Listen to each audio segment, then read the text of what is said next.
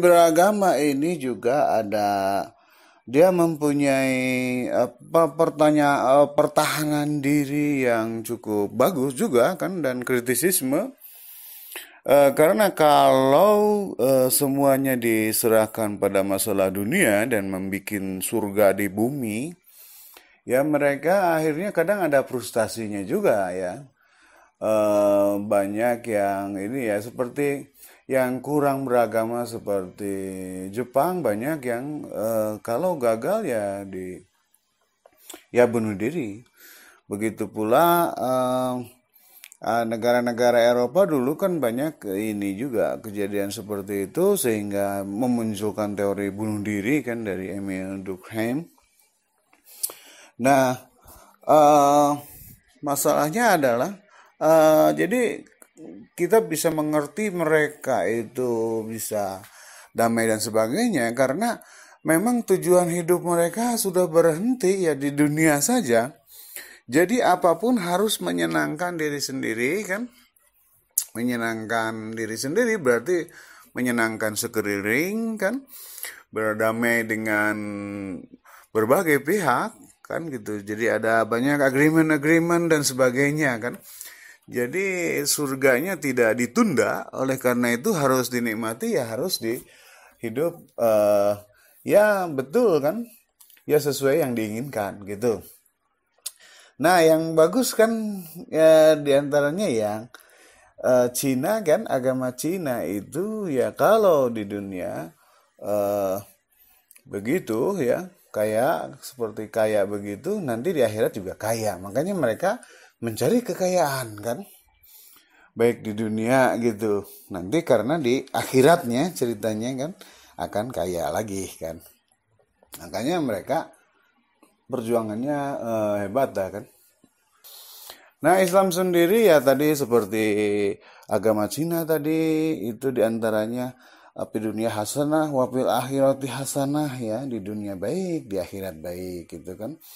Jadi Islam sendiri mengajarkan untuk membangun kehidupan di dunia yang baik-baik saja seolah tadi seperti surga di dunia tadi itu pun ya Islam sudah menunjukkan ajaran-ajarannya dan Nabi Muhammad menunjukkan cara-caranya gitu. Mereka ini orang yang komunis, sosialis dan sebagainya.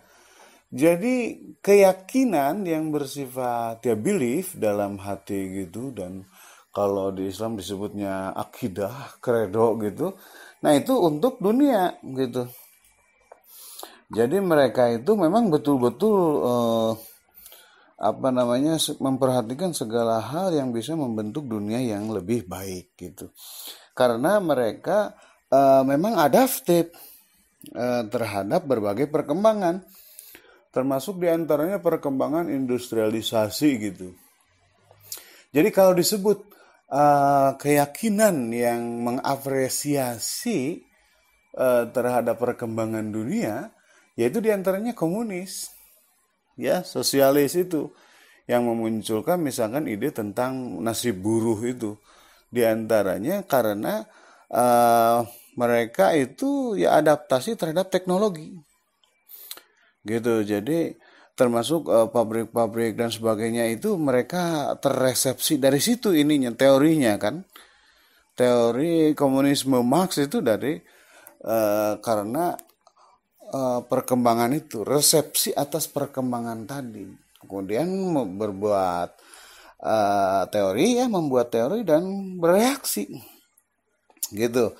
Nah, yang pada saat yang sama mungkin di agama lain atau di keyakinan yang lain itu mendinai perkembangan ini, menolak gitu kan.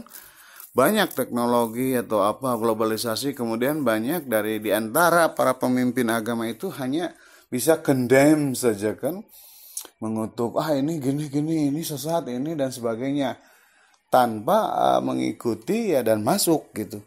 Nah komunisme itu masuk di situ.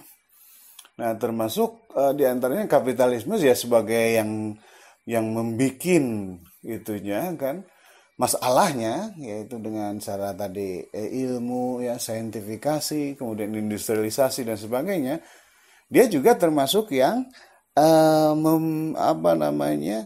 refine themselves gitu. Jadi merekonstruksi lagi ketika dikritik oleh kaum sosialis komunis kan.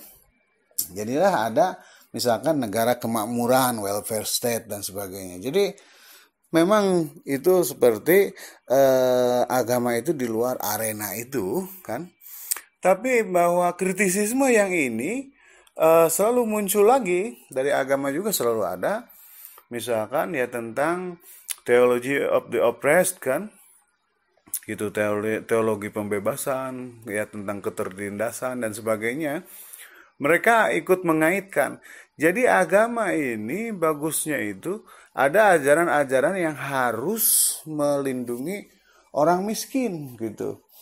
Nah, yang ini itu kadang di ideologi yang lain itu suka dilupakan tadi, ya terutama oleh kaum liberal atau kapitalis. Sehingga, nah dari situ yang menolak neoliberalisme ya banyak dari kaum agamawan kan, gitu. Karena yang sosialis tadi dan yang komunis kadang ikut berdagang dengan mereka kan, dengan cara perdagangan internasional, perminjaman dan sebagainya, itu ikut neolib. Nah kaum agamawan tetap bertahan, mereka bisa mengkritik gitu.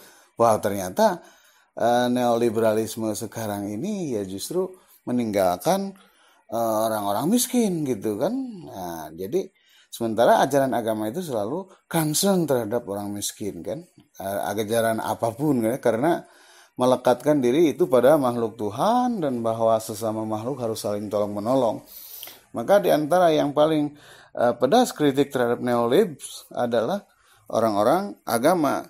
Jadi masih bisa bersuara gitu.